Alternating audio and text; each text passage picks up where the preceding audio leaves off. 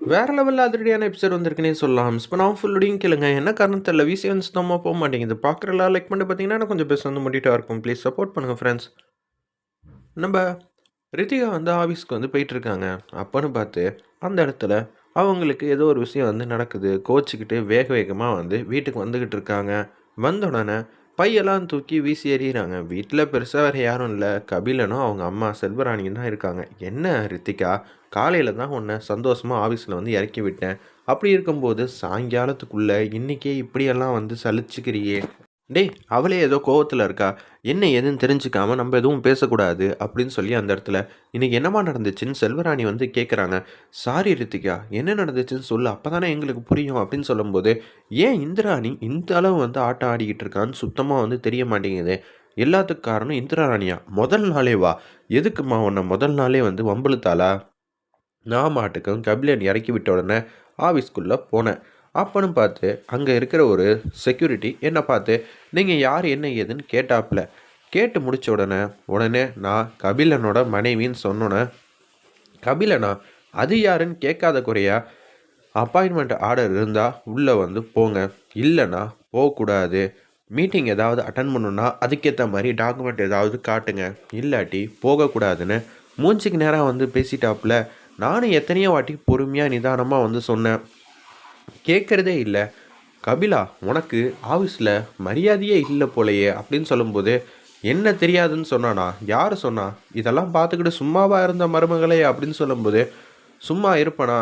இப்போ மரியாதையாக நான் உள்ளே போகணும். முடியுமா முடியாதான்னு கேட்டேன்." "Sorry madam." அப்படின்னு அவர் சொன்னோன்னே கன்னத்திலே பலாருன்னு அடிச்சுட்டு அப்படியே உள்ளே வந்து போனேன். அங்கே யாரோ ஷாலினின்னு ஒருத்தவங்க இருந்தாங்க. "நீங்க இந்திரா கேபின் எங்கே இருக்குது?" அப்படின்னு சொன்னோன்னே, "நீங்கள் யார்?" அப்படின்னு கொஞ்சம் கோவமா வந்து கேட்டாங்க. பேரெல்லாம் வந்து சொல்லி கூப்பிடுறீங்கன்னு சொன்னோன்னே, "நான் கபிலனோட மனைவி. இந்த ஆஃபீஸில் அடுத்தது நான் தான் எல்லாமே." அப்படின்னு அவங்க கிட்ட வந்து சீன் போட்டுக்கிட்டு இருந்தேனா, அப்புறம் அவங்க வந்து கடுப்பாயிட்டாங்க. "என்ன நினச்சிக்கிட்டு இருக்கீங்க? நீங்கள் மாட்டுக்கு வரீங்க. இந்திராக்கு அப்புறம் எல்லாமே நான் தான் சொன்னீங்கன்னா, அது நீங்கள் சொல்லணுமா? இல்லை இந்திரா ராணி சொல்லணுமா? சொல்லுங்க பார்ப்போம்ன்னு" சொல்லி அவங்களும் என்ன ஒரு மாரி அசிங்கப்படுத்துனாங்க. நம்ப ஃபர்ஸ்ட்டு ஆரம்பத்தில அவர அடிச்ச மாரி இவங்களெல்லாம் அடிக்க முடியாதுன்னு தெரிஞ்சுக்கிட்டு, நான் அமைதியா வந்து நின்னுகிட்டே இருந்தேன். இருப்பினும், "இந்திரா எங்க இருக்கா? நான் அவங்கள பார்த்தே ஆகணுங்கிற" மாரி சொன்னேன். ஏன்னா, என்ன சுத்தி இருக்கிறவங்க யாருமே வந்து மதிக்க மாட்டேங்கிறாங்கன்னு சொல்லிட்டு, செம்மையா வந்து கத்துறேன். "மேடம், அவங்க மீட்டிங்கில வந்து அட்டெண்ட் பண்ணிக்கிட்டு இருக்காங்க.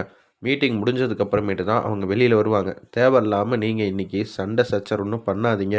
அது சரிப்பட்டு வராது." நான் யாரு, எப்பேர்ப்பட்டவன் சொன்னதுக்கு அப்புறமும், எல்லாரும் என்ன பொய் சொல்றவங்களா நெனைக்கிறீங்களா? நான் இப்பயே எங்க அண்ணிய பார்க்க போறேன்னு சொல்லிட்டு வேக வேகமா அந்த ரூமுக்கு வந்து போறாங்க. ஷாலினி எவ்வளவோ தடுத்தும் கேட்காம ரூமுக்குள்ள போனோனே, எதார்த்தமா பேச்ச ஆரம்பிக்கிறாங்க. "என்னம்மா, இங்க தான் நான் வந்து மீட்டிங் அட்டெண்ட் பண்ணிட்டு இருக்கேன்ல. நீ எதுக்கு இங்க வந்த?" "அண்ணி, யாருமே என்ன மதிக்க மாட்டேங்கிறாங்க. நீங்க வந்து அவங்கள எல்லாரையும் தக்க பதிலடி குடுங்க." அப்படின்னு சொல்லி கேட்கும்போது, "நான் மீட்டிங் அட்டெண்ட் பண்ணிட்டு வரேன்." "இல்ல, நீங்க எனக்காக வந்து கேட்டு தான் ஆவணும். என்ன நினைச்சுக்கிட்டு இருக்கீங்க?" அப்படின்னு சொன்னோனே, இவ என்ன சின்ன பொண்ணு மாரி பண்ணிக்கிட்டு இருக்கா. "மொத நாள் அதுவுமா? சரி, நான் ஒரு 5 நிமிஷத்துல வரேன். வெளியில வெயிட் பண்ணு." அப்படின்னு சொன்னோனே, "ஒரு 5 மினிட்ஸ் இருங்க. வந்து மீட்டிங்க வந்து கன்டின்யூ பண்றேன்." என்னடா இது! இப்படியெல்லாம் இந்திராணி எல்லாம் நடந்துக்கிட்டதே இல்லையே! இவங்க ஏன் இப்படியெல்லாம் வந்து அவங்களுக்கு முக்கியத்துவம் குடுக்குறாங்கன்னு தெரியலன்னு மீட்டிங் அட்டெண்ட் பண்ணவங்க கிட்ட வந்து லைட்டா கொஞ்சம் 10 நிமிஷம் வெயிட் பண்ணுங்க. வெளில போயிட்டு வந்துர்றேன்னு சொல்லிட்டு, அப்படியே வெளில வராங்க. இன்னும் கொஞ்ச நேரத்தில எங்க அண்ணி வருவாங்க. அதுக்கப்புறம் எல்லாமே வந்து தெரிய போது. நான் யாரு, எந்த போஸ்டிங்கில வந்து உட்கார போறேன்னு இன்னும் கொஞ்ச நேரத்தில இந்திராணியே, இல்ல என் அண்ணியே என்கிட்ட வந்து சொல்லுவாங்கன்னு, அவங்க கொஞ்சம் கோவமா எல்லாரையும் வந்து பேசிக்கிட்டு இருக்காங்க. வரட்டும், வரட்டும். நான் மட்டும் அதிகாரத்தில உட்காந்தேனா, உங்க யாரையும் நான் சும்மா விட மாட்டேன். என்கிட்டயா வந்து மோதுறீங்க? பார்த்து பக்குவமா கூட உங்க எல்லாருக்கும் வந்து பேசத் தெரியாதா? அப்படின்னு சொன்னோனே, இந்திராணி வந்துடுறாங்க. "என்ன நினச்சுக்கிட்டு இருக்கம்மா நீ உன் மனசுல?" அப்படின்னு சொல்லி கேட்கும்போது, "நியாயமா முதல் நாளே உனக்கு எப்படி நடந்துக்கணும்னு கூடயா வந்து தெரியாது? கேட்டா நீ பாட்டுக்கும் ஓவரா வந்து பேசிக்கிட்டு இருக்க. மீட்டிங் அட்டெண்ட் பண்ண போறேன்னு தெரிஞ்சிருந்தானே இங்க இருக்கிற எல்லா ஸ்டாஃப்‌க்கும் தெரியும்ல. அப்படி இருக்கும்போது எனக்கு தெரிஞ்சவங்களா இருந்தாங்கன்னு சொன்னாங்கன்னா, வெயிட்டிங் ஹால்ல உட்கார வைக்க மாட்டீங்களா?" "மேடம், நாங்க எத்தனையோ வாட்டி பேசினோம். இங்க நடந்ததே வேற." அப்படின்னு சொல்லி அந்த இடத்துல செக்யூரிட்டிய அடிச்ச விதம் எல்லாத்தையும் வந்து சொல்றாங்க. அந்த அண்ணன் எங்க இருக்காங்க? கூப்பிடுங்க அப்படின்னு சொன்னோனே, "அண்ணன், நான் உங்ககிட்ட வந்து மன்னிப்பு கேட்கிறேன்." "அதெல்லாம் இல்ல மேடம்." "நீங்க எதுக்கு மேடம் மன்னிப்பு கேட்கிறீங்க?" "அப்பன்னா யார் உங்ககிட்ட வந்து தப்பாக நடந்துக்கிட்டாங்களோ அவங்கள மன்னிப்பு கேட்க வைக்கலாம். ரித்திகா அவங்க கிட்ட சாரி கேளு. என்ன நீ சாதாரண ஒருத்தர், அவருக்காக நான் கோவப்பட்டதெல்லாம் தப்பா? என்ன தடுத்ததுனால தானே நான் கோவப்பட்டேன். என் மேல என்ன தப்பு இருக்கு? நான் தப்பு செய்யாதப்ப நான் எப்படி மன்னிப்பு கேட்க முடியும்? நீ இந்த ஆஃபீஸில கன்டினியூவா வேலை பார்க்கணும்னா, மன்னிப்பு கேட்டு தான் ஆகணும். சரி, இந்திராணி எப்படி இருந்தாலும் பெரிய போஸ்டிங் தான் நமக்கு குடுப்பாங்க. அப்படி இருக்கிற சூழ்நிலையில, இந்த ஆப்பர்ச்சுனிட்டிய விட வேணான்னு தப்பு கணக்கு போட்டுட்டு, அந்த இடத்துல, "சரி அண்ணி, உங்களுக்காக நான் மன்னிப்பு கேட்கிறேன்" அப்படின்னு சொன்னோனே, "மன்னிச்சிருங்க. சாரி, ஏதோ தெரியாம நடந்துருச்சு. இன்னொரு வாட்டி என்கிட்ட இப்படியெல்லாம் நடந்துக்காதீங்கன்னு" ரித்திகாவும் சொல்றாங்க. சரி, நான் போறேன்னு சொல்லிட்டு, அவங்க பாட்டுக்கு வாசல்ல நின்னு அவங்க வேலைய வந்து பார்த்துட்ருக்காங்க. ஒரு பக்கம், "அண்ணி, எனக்கான ஜாப் என்ன? வேலை என்ன?" அப்படின்னு சொல்லி கேட்கும்போது, "சரி, நான் சொல்றேன். இன்னொரு வாட்டி எனக்கு எந்த விதமான தொந்தரவும் இருக்கக்கூடாதுன்னு" இந்திராணி சொல்றாங்க. சொல்லி முடிச்ச உடனே, ஷாலினின்னு ஒருத்தவங்க இருக்காங்க. "உங்களுக்கு ரித்திகா அசிஸ்டண்ட்டா இருந்து எல்லா வேலையும் வந்து கத்துப்பா" அப்படின்னு சொல்லிர்றாங்க. கீழ் லெவல் போஸ்டிங் தான் வந்து குடுத்துருக்காங்க. நம்ப இந்திராணி ரித்திகாக்கு இத கேட்ட உடனே செமையா வந்து கோவப்படுறாங்க. "என்னடா இது இப்படியெல்லாம் வந்து நடந்திருக்கே!" அப்படின்னு சொல்லும்போது, "ரித்திகா, உனக்கு நான் ஒரு பொறுப்ப குடுத்துருக்கேன். அந்த பொறுப்புலேருந்து நீ கைய புடிச்சுட்டு மேலே ஏறி வரதும், இங்கேருந்து வெளியில போறதும் உன் கையில தான் இருக்கு.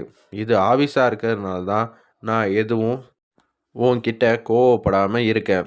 தேவையில்லாம நம்ப கௌரவத்த நம்பளே வச்சுக்க கூடாது ரித்திகா.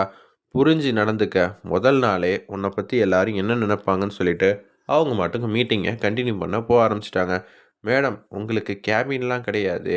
இங்க உட்காந்துக்கங்க" அப்படின்னு சொல்லி இந்த போஸ்டிங்க்கு இங்க இருக்கிற சாதாரண சேரும், இந்த கம்ப்யூட்டரும் மட்டும் தான் அப்படின்னு சொல்லி அந்த இடத்துல சொன்னோனே, என்னடா அது! நம்ப ஏகப்பட்ட ரேஞ்சில வந்து வந்திருந்தோம். நமக்குன்னு ஒரு பெரிய கேபின் இருக்கும், வெயிட்டிங் ஹால் இருக்குன்னு பார்த்தா, நம்பளே சாதாரண ஒரு இடத்துல தான் வந்து கூட்டத்தோட கூட்டமா வந்து உட்கார வச்சுட்டாளே இந்திராணி. அவ இடத்துக்கு நம்ம வரக்கூடாதுங்கிறத விஷயத்த மட்டும் தெள்ளத் தெளிவா வந்து யோசிக்கிறா அப்படின்னு கேவலமா வந்து நினைச்சிட்டு இருக்காங்க ரித்திகா. அந்த இடத்துல ஒரு பக்கம் இது எல்லாத்தையும் உங்களுக்கு நாங்க அடுத்தடுத்தது என்ன வேலை செய்யணும்னு அவங்க என்கிட்ட வந்து உத்தரவு வந்து போட ஆரம்பிச்சுட்டாங்க. நான் உத்தரவு போட வேண்டிய இடத்துல இருப்பேன்னு நெனச்சா, அவங்க இந்த வேலையெல்லாம் சீக்கிரம் பாருங்க அப்படின்னு எனக்கு வந்து சொல்லி தந்துகிட்டு இருக்காங்க. எனக்கு சுத்தமா இதெல்லாம் புடிக்கவே இல்லன்னு செல்வராணி கிட்ட இது எல்லாத்தையும் வந்து சொல்லிட்டு இருக்காங்க. "என்னது, இவ்வளோ நடந்துச்சா? உனக்கு போய் சாதாரண வேலை வந்து குடுத்துருக்காளா? கபிலா, உனக்கும் மரியாதை இல்ல, உன் மனைவிக்கும் மரியாதை இல்ல. என்ன நெனச்சுக்கிட்டு இருக்கா அந்த இந்திராணி? அவ என்ன இப்படியெல்லாம் வந்து யோசிக்கிறாளா? என்ன கேட்கறதுக்கு ஆள் இல்லன்னு நெனச்சாங்களான்னு" சொல்றப்ப, இந்திராணி மாசா வந்து என்ட்ரி வந்து குடுக்குறாங்க. இவ்வளோ நேரம் யாரும் இல்லங்கிற தைரியத்தில செல்வராணி இஷ்டத்துக்கு பேசினவங்க, கரெக்ட்டா இந்திராணி வந்து நிக்கிறம்போது, அப்படியே பாட்ட பாட ஆரம்பிச்சுட்டாங்க. "என்னடா உங்க அக்கா நான் பேசினதெல்லாம் கேட்டிருப்பாளா?" "தெரியலம்மா. ஆனா கோவமா தான் வந்திருக்காங்க" அப்படின்னு சொல்லி உச்சக்கட்ட கோவத்தில வந்து நிக்கிறாங்க. வேற லெவல்ல மாஸா இருந்துச்சுன்னே சொல்லலாம். அந்த சீன்லாம் அப்பன்னு பார்த்து, இது எல்லாம் கேட்டிருப்பாங்களா இல்லையாங்கிற மாரி ஒரு சந்தேகத்தோட அவங்க நின்னுகிட்டு இருக்காங்க. பார்ப்போம், இந்திராணி முன்னாடி வந்து நின்னு, எப்படி இருந்தாலும் ரித்திகாக்கு சரியான பதிலடி குடுக்க தான் போறாங்க. வெயிட் பண்ணி பார்ப்போம்.